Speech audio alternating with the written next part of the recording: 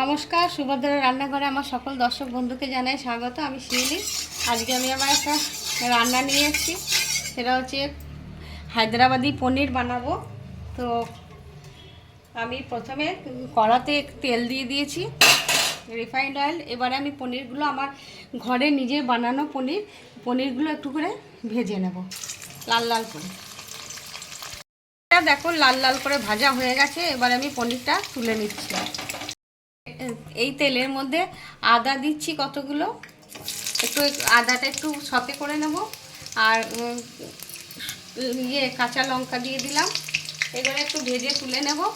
আর আমি যেহেতু পেঁয়াজ রসুন দিচ্ছি না, সেহেতু আমি দিলাম না। তোমরা যারা পেঁয়াজ রসুন খেতে ভালোবাসো বা খাও, তারা অবশ্যই পেঁয়াজ আর রসুন এর মধ্যে দিয়ে দেবে, দিয়ে একটু ভেজে নেবে। আমার আদা কাঁচা লঙ্কাটা ভাজা হয়ে গেছে, এবার আমি ওটাকে তুলে নিলাম। মধ্যে আদা আর কাঁচা লঙ্কা দিয়ে দিলাম।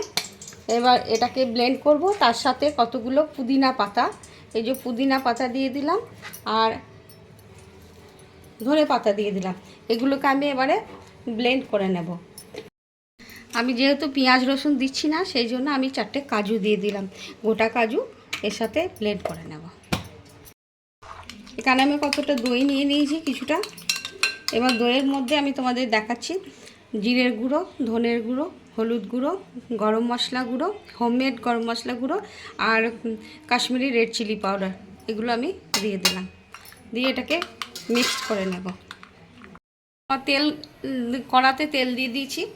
এবারে তেলের ওপরে আমি কি কি দিচ্ছি দেখো, গোটা জিরে, গোটা গোলমরিচ, কয়েকটা গোটা গরম মশলা, একটা শুকনো লঙ্কা, তেজপাতা, এগুলো ফোড়নে দিয়ে দিলাম।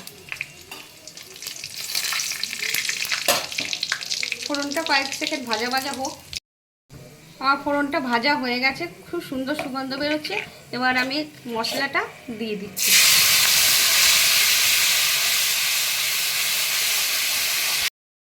আমার মশলাটা কষানো হয়ে গেছে, তোমরা দেখতে পাচ্ছ পুরো মশলা থেকে তেল ছেড়ে দিয়েছে, একদম সুন্দরভাবে কষানো হয়ে গেছে। এবার আমি একটু লবণ দিয়ে দিচ্ছি, স্বাদ মতো লবণ দিয়ে দিলাম।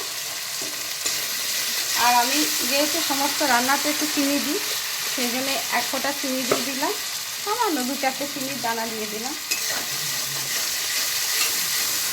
এবারে আমি দইয়ের যে মশলাটা বানিয়ে রেখেছিলাম, ডেলি মশলাটা, দইয়ের সাথে এই মশলাটা এবার আমি দিয়ে দেবো। বাটিটা ধুয়ে আমি জল দিয়ে দিয়ে দেবো। দেখো এই গ্রেভিটাও একদম ফুটে গেছে এবং তেল ছাড়া শুরু করে দিয়েছে। এবারে আমি পনিরগুলো দিয়ে দিচ্ছি। আমি কিন্তু পনিরগুলো যেহেতু আমার ঘরে বানানো বলে আমি কোনো রকম নুন জলে আর ভেজাইনি। তোমরা চাইলে নুন জলে ভেজাতে পারো, মার্কেট থেকে কিনে আনা পনির হলে ভেজাবে।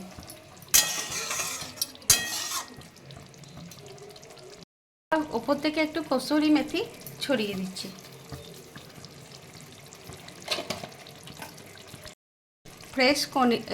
ফ্রেশ ক্রিম দিয়ে দিচ্ছি।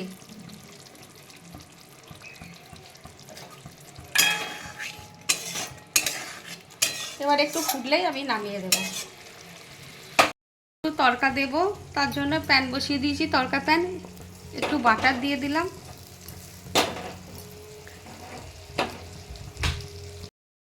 বাটারটার সাথে আমি 1 ফোঁটা কাশ্মীরি রেড চিলি পাউডার দিয়ে দিলাম, যাতে কালারটা বেশ ভারী সুন্দর আসে। এবারে আমি এটা মধ্যে দিয়ে দেব।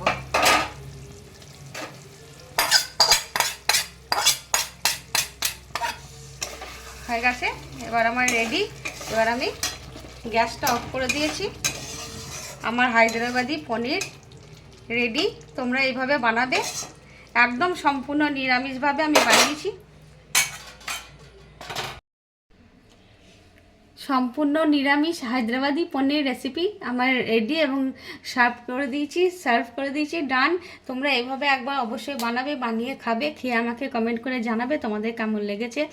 আর তোমরা আমার চ্যানেলটা এখনও পর্যন্ত যারা সাবস্ক্রাইব করোনি তাদের কাছে অনুরোধ রইল, প্লিজ আমার চ্যানেলটি একটু সাবস্ক্রাইব করে দেবে। আর আমি পেঁয়াজ রসুন দিইনি, তোমরা চাইলে অবশ্যই পেঁয়াজ রসুন দিয়ে বানাবে। আর আমি তো নিরামিষ বানিয়েছি।